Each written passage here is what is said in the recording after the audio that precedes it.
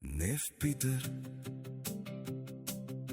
onthou jy nog ons Oktober naweke?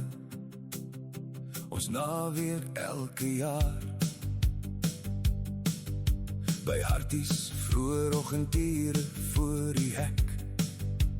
Wag, vir die hek wag. Die dinkouwe windjies sny deur die Datsun bakkie. Klokslag, gaan die hek oop deur die hek wag.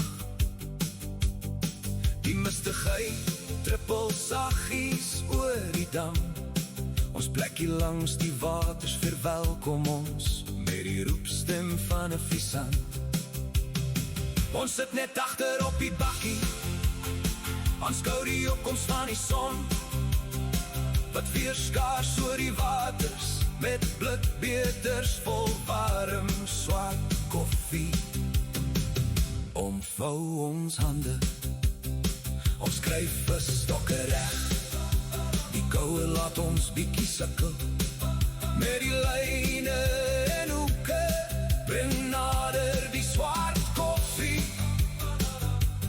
Al wat byt is die klein geel visies, maar wag, die dik wit wurms lê nog en wag. Jippie-kai-ei, jippie-kai-ei, 'n groot baber aan die hoek, 'n vuurtjie aan die brand vir boereworsbroodjies. Dis laatmiddag en dis op baktyd. Jippie-kai-ei, jippie-kai-ei, 'n groot baber agter op die Datsun bakkie. Dankie Heer vir die wonderlike dag.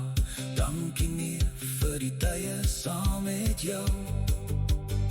Tot ons mekaar weer sien.